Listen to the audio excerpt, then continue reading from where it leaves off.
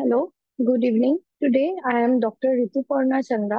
Currently, I am practicing in Bongargaon in my own clinic. So, today I'll be delivering a talk on topics on gastritis and GERD. So, I'll be delivering it. I'll try to explain the signs and symptoms and the preventive measures in SMS.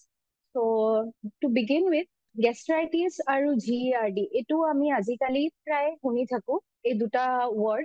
তো gastritis কি হয়? Gastritis ৱৰ্ডটো আচলতে gastric ৱৰ্ডৰ পৰা আহিছে। Gastric মানে আমাৰ পাকস্থলীক gastric বুলি কওঁ। তো সেইটোৱে যেতিয়া সেইটোৰ ইনফ্লেমেশ্যন হয় তেতিয়া সেইটোকে আমি গেষ্ট্ৰাইটিছ বুলি কওঁ। আৰু GERD টাৰ্মটো কি হয়? এইটোৰ ফুল ফৰ্ম হয় গেষ্ট্ৰ এছফেজিয়েল ৰিফ্লাক্স ডিজিজ। এইটোৰ কি মানে হয়? এইটো যেতিয়া নৰ্মেলি কি হয় আমাৰ মুখৰ পৰা আমাৰ পাকস্থলীলৈকে এটা কানেক্টিং টিউব যাক আমি এছফেগাছ বুলি কওঁ। তো কি হয় আমি যেতিয়া খানাটো খাওঁ আমাৰ খানাটো মুখৰ পৰা এছফেগাছ দি গৈ কিনে আমাৰ পাকস্থলীত দেট ইজ ষ্টমাকত গৈ পায়। নৰ্মেলি কি হয় আমাৰ খানাটো ওপৰৰ ফালৰ পৰা তলৰ ফাললৈকে যায়। তো এতিয়া যদি কিবা কাৰণত এটা আমাৰ তাতে ইলাষ্টিক ৰাবাৰ বেণ্ডৰ নিচিনা থাকে আমাৰ এছফেগাছ আৰু ষ্টমাকৰ মাজত।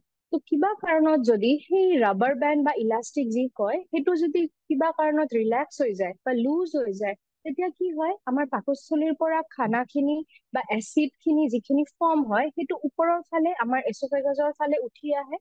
তো তেতিয়া আমি কি বুলি কওঁ? গেষ্ট্ৰ এছফেজিয়েল ৰিফ্লাক্স বুলি কওঁ। তো এতিয়া আমি কমন ভাষাত এই গেষ্ট্ৰাইটিছ আৰু GERD এইটো কি লৈ আহে? মানুহে কি বুলি কয়? মানুহেতো গেষ্ট্ৰাইটিছ বুলি নাজানে, মানুহে কি বুলি কয়? মানুহে কয় যে আমাৰ গেছ হৈছে।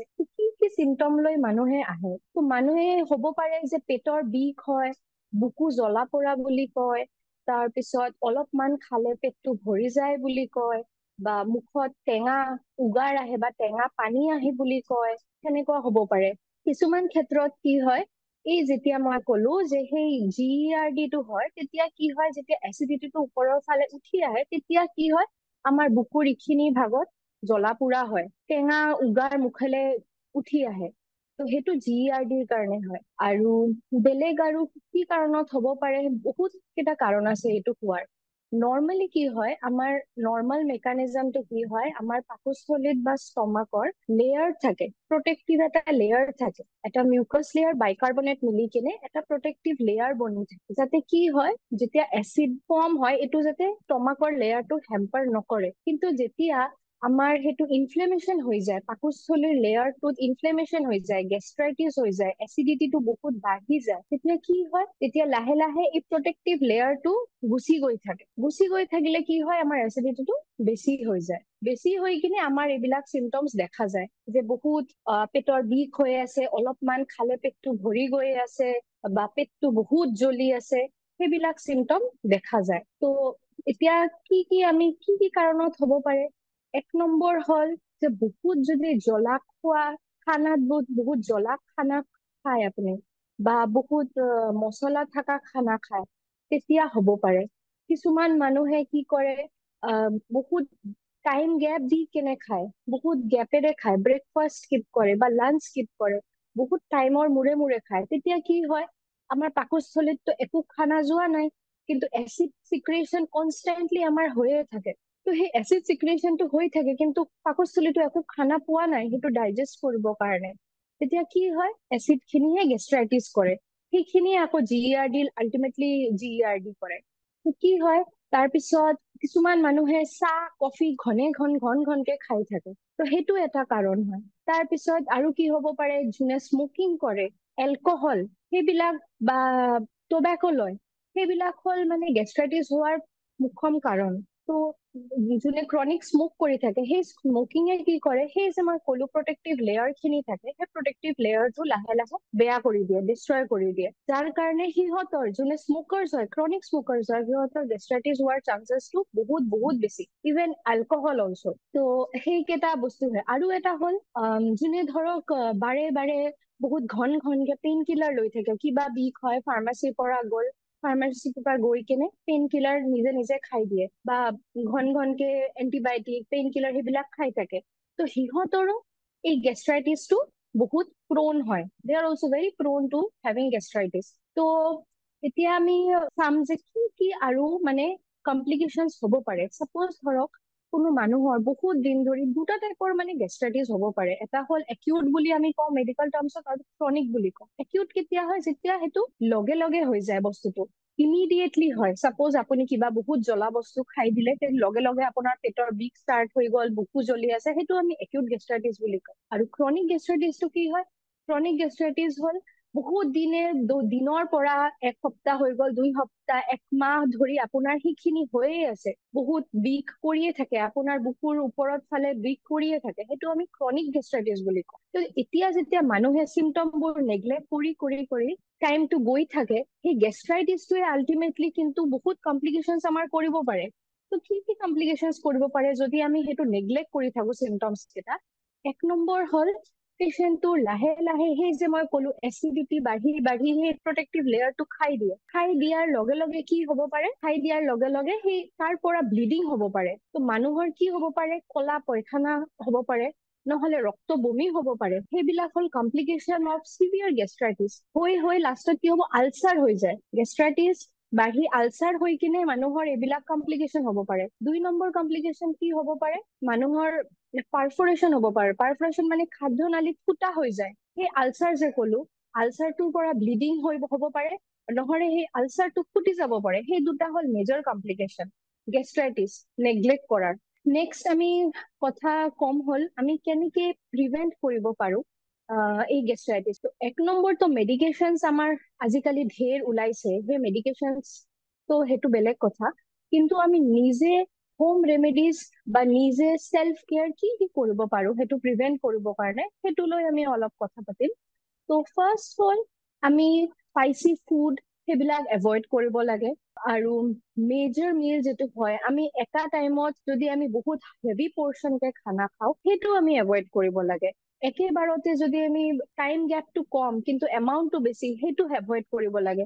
তেতিয়া কি হয়? পাকস্থলীত যেতিয়া আমাৰ বহুত খানা অভাৰলোড হৈ যায়, তেতিয়া কি হয়? দেৰ আৰ হাই চান্সেছ, মই যিটো ক'লো কি আমাৰ এছ'ফেগাছ আৰু পাকস্থলীৰ মাজত যিটো ৰাবাৰ বেণ্ড টাইপ থাকে, সেইটো ৰিলেক্স হৈ কিনে পাকস্থলীৰ পৰা খানাটো ওপৰৰ ফালে যাব পাৰে। তো সেইটো it can cause burning sensation of the upper chest. তো সেইটো কাৰণে আমি কি কৰিব পাৰো? আমি অলপ অলপকে স্মল পৰ্চন মিলছ ল'ব পাৰো, 6 স্মল পৰ্চন মিলছ ল'ব পাৰো। দিছ say that ideally we can take 6 small portions meal that helps to relieve a lot of gastritis and GERD. আৰু কি কৰিব পাৰো আমি? নেক্সট হ'ল আমি টাইমলি খানাটো খাব লাগে, মেইনটেইন কৰিব লাগে। ব্ৰেকফাষ্ট, লাঞ্চ, ডিনাৰ এইবিলাক স্কিপ কৰিব নালাগে। 2 নম্বৰ হ'ল people should avoid smoking and drinking. They are now leading cause of gastritis and GERD, the primary cause you can say. So smoking আৰু alcoholটো আমি completely avoid কৰিব লাগে, those who are prone to gastritis or GERD. তেতিয়া যোনে pain killer ধৰক ক্ৰনিকেলি ল'ব লাগে, চাপ'জ কাৰোবাৰ গাঁঠিৰ বেমাৰ আছে, গাঁঠিৰ বিষ আছে, বা বেলেগ কিবা বেমাৰ আছে যাৰ কাৰণে লং টাইম ষ্টেৰইড ল'ব লগা হয় বা পেইন কিলাৰ ল'ব লগা হয়, তো সেইবোৰ মানুহে প্ৰিকশ্যন হিচাপে লগত PPI বা গেছৰ টেবলেট সদায় লৈ থাকিব লাগে, যাতে সেইটোৰ কমপ্লিকেশ্যন নহয়। পেইন কিলাৰৰ বহুত এটা one and most common side effect is gastritis. তো সেইটো এভইড কৰিবৰ কাৰণে যোনে যোনে ধৰক পেইন কিলাৰ ল'ব লগা হয় লং টাৰ্মৰ কাৰণে, সিহঁতে PPIটো লগত লৈ থাকিব লাগে। ছেকেণ্ড, আৰু এটা হ'ল যোনে হাৰ্টৰ দৰৱ লয়, ধৰক ৰাতি ৰাতি বেড টাইমত কিছুমান মানুহে হাৰ্টৰ কাৰণে ইক'স্প্ৰিন ধৰক বা এনেকুৱা হাৰ্টৰ কিবা টেবলেট ল'ব লাগে, সেই হাৰ্টৰ টেবলেটেও কিন্তু আমাৰ গেষ্ট্ৰাইটিছ কৰে। তো যোনে যোনে ধৰক হাৰ্টৰ টেবলেট ৰেগুলাৰলি ল'ব লাগে, বেড টাইমৰ টেবলেটখিনি ইক'স্প্ৰিন বুলি আহে, এস্পিৰিন থকা, তো সেই পেচেণ্টবোৰো আমাৰ PPI লৈ থাকিব লাগে। থাৰ্ড কি হ'ল চাহ, কফি এইবিলাক এভইড কৰিব লাগে। চাহ, কফি আৰু চকলেট এই 3টা খাদ্য হ'ল বহুত মানে ইম্পৰ্টেণ্ট কজ অফ গেষ্ট্ৰাইটিছ। বাৰে বাৰে কিছুমান মানুহ আছে ঘন ঘনকে চাহ খাই থাকে, কফি খাই থাকে, বা বহুত ডাৰ্ক চকলেট হওক বা এনে চকলেট খায়, তো সেইটো এভইড কৰিব লাগিব। তো খানাখিনি যদি আপুনি কন্ট্ৰল কৰে, তেতিয়া আপোনাৰ বহুতখিনি চিমটমছ এনেই ৰিলিভ হৈ যাব। লগত আপুনি দৰৱ ল'লে সেইটো ছেকেণ্ডাৰী, কিন্তু প্ৰাইমেৰীলি আপুনি নিজেও এফৰ্ট দিব লাগিব যাতে আপুনি প্ৰিভেন্ট কৰিব পাৰে। নেক্সট হ'ল আমি কি হয়, ৰাতিৰ ভাগত টেণ্ডেঞ্চি হয় খানা খাই কিনে শুই দিওঁ। ৰাতি 10টা 10:30 11টা মানত খাওঁ, তাৰপিছত লগে লগে শুই দিওঁ। সেইটো এটা প্ৰাইমাৰী কাৰণ হয় GERD হোৱা। তো খানাটো আমাৰ normally it takes 4 hours to for gastric emptying মানে 4 ঘণ্টা, আপুনি খোৱাৰ পিছত 4 ঘণ্টামান টাইম লাগে খানাটো পাকস্থলীৰ পৰা তলত যাব কাৰণে। তো এতিয়া যদি আপুনি এইখিনি টাইম নিদিয়ে, তেতিয়া কি হ'ব, আপুনি লগে লগে শুই দিলে খানাখিনি ওপৰৰ ফালে আহি যাব, GERD হ'ব, ৰিফ্লাক্স হৈ যাব, পাকস্থলীৰ পৰা এছফাগাছলৈকে উঠি আহিব, মুখেৰে উঠি আহিব, টেঙা উগাৰ আহি যাব, সেইটো হয়। তো আমি সেইটো কাৰণে কি কৰিব পাৰো, এটলিষ্ট 3 to 4 hours মান আমি গেপ থব লাগে। চাপোজ আপুনি খালে, ৰাতি খোৱাৰ পিছত হওক বা দুপৰীয়া খোৱাৰ পিছত 3 hours মান মিনিমাম গেপ থব, বেড টাইম, শুব যোৱাৰ টাইম আৰু খানাৰ টাইমৰ মাজত 3 to 4 hours মান গেপ থব লাগিব। তেতিয়া কি হ'ব, সেই কমপ্লিকেশ্যনটো নহয়। চ' এতিয়া মোৰ এক্সপিৰিয়েঞ্চৰ পৰা কিছুমান কথা মই ক'ব বিচাৰিছো। আজিকালি ধৰক গেছৰ প্ৰব্লেমটো বহুত কমন হৈ গৈছে। most of the patients that come today to the clinic are complaining of the same thing, that is gas হৈছে মোৰ বা পেট ফুলি আছে, এইখিনিয়ে কমপ্লেইন। আৰু সেইটো ৰিজল্ভ কৰিবৰ কাৰণে মই যিখিনি ক'লো সেইখিনি প্ৰিকশ্যনছ ল'বই পাৰে, লগত দৰৱ খাব লাগিব। প্লাছ যদি আপোনাৰ বহুত ক্ৰনিক হৈ আছে প্ৰব্লেমটো, তেতিয়া আপুনি কিছুমান ইনভেষ্টিগেশ্যনছৰ কাৰণে যাব লাগিব। যেনেকে এনে ছনোগ্ৰাফি, কিছুমান পেচেণ্টক মই চাইছো কি এনেকুৱা পেটৰ বিষ হলে বা গেষ্ট্ৰিকৰ প্ৰব্লেম হলে সিহঁতে এটা ছনোগ্ৰাফি কৰিব বিচাৰে, কিন্তু ছনোগ্ৰাফি কৰি সেইটো গেষ্ট্ৰাইটিছটো কেতিয়াও নোলায়। গেষ্ট্ৰাইটিছ বা GERD যদি আপোনাৰ হৈ থাকে, তেতিয়া আপুনি the main investigation that we need to do is UGI endoscopy. এণ্ডোস্কপি কৰিলেহে সেইটো ওলাব। এণ্ডোস্কপিটো কি হয়, আমাৰ এণ্ডোস্কপিটো এটা পাইপৰ নিচিনা থাকে, পাইপৰ আগফালে কেমেৰা এটা থাকে, সেইটো আমি মুখেৰে সোমাই কিনে আমি খাদ্যনালীত দি কেনে পাকস্থলীলৈকে চাওঁ। তো সেই পৰীক্ষাটো কৰিলে আপুনি গেষ্ট্ৰাইটিছটো ধৰা পৰিব পাৰে। 2 নম্বৰ হ'ল যে মই ক'লো সেই ৰাবাৰ ইলাষ্টিক যিটো হয়, সেইটো যদি লুজ হৈ যায় বা ৰিলেক্স হৈ যায় কিবা কাৰণত, সেইটো দেখা যাব পাৰে। প্লাছ যদি কাৰোবাৰ গেষ্ট্ৰাইটিছ হৈ আলচাৰ হৈ গৈছে, সেইটোও দেখা যাব, বা কাৰোবাৰ যদি সেই আলচাৰৰ পৰা ব্লিডিং হৈ আছে, সেইটো পৰীক্ষাৰে দেখা যাব। ছনোগ্ৰাফি কৰি গেষ্ট্ৰাইটিছত আপোনাৰ একো লাভ নহয়, তো সেইটো পৰীক্ষা কৰাৰ একো মিনিং নাই। যদি কৰিবই লাগে আপোনালোকে এণ্ডোস্কপি কৰিব লাগিব। আৰু এটা কথা হ'ল, এণ্ডোস্কপি কৰি কিনে আৰু এটা টেষ্ট থাকে RUT বুলি, ৰেপিড ইউৰিয়াছ টেষ্ট। সেইটো কি হয়, সেই যে আমি পাইপেৰে ভিতৰত যে পাইপটো ভৰাই দিওঁ আমাৰ পাকস্থলীত, তাৰ পৰা সেই চিক্ৰিয়েশ্যন যিটো আমাৰ পাকস্থলীৰ ভিতৰত যিটো লিকুইডটো থাকে, সেইটো পৰীক্ষা কৰা হয়। কিহৰ কাৰণে, এটা বেক্টেৰিয়াৰ কাৰণে। সেই বেক্টেৰিয়াটো যদি পজিটিভ আহে, তেতিয়া আমি সেই লাইনত ট্ৰিটমেণ্টটো কৰিব লাগিব। তেনেকে সেইটোৰ নাম হ'ল, স্পেচিফিকেলি বুলি কয় H. pylori বুলি কয়। সেইটোৰ কাৰণে আমি এণ্ডোস্কপি দি টেষ্ট কৰিব পাৰো। তো এইটো হ'ল মেইন ইনভেষ্টিগেশ্যন। যদি কিবা থাকে, আলচাৰ থাকে বা সেনেকুৱা যদি কিবা ওলাই এণ্ডোস্কপিত, তেতিয়া আমি we have to properly go for gastroenterologist consultation for further management. তো আৰু এটা কথা যিটো মই ক'ব বিচাৰো, এনেকুৱা আমি হস্পিটেলতো বহুত পেচেণ্ট পাওঁ, যোনে এনেকুৱা এল্ডাৰলি মানুহ, ধৰক বয়সীয়া মানুহ, যাৰ প্ৰেছাৰ বা চুগাৰ বা থাইৰইড যিয়ে নহওক, বয়সীয়া মানুহ এনেকুৱা বুকুৰ বিষ হৈ আছে বা জ্বলা পোৰা কৰি আছে, সিহঁতে কি ভাবে যে মোৰ গেষ্ট্ৰাইটিছ হৈছে, এটা গেছৰ দৰৱ খাই দিওঁ, ভাল পাই যাওঁ।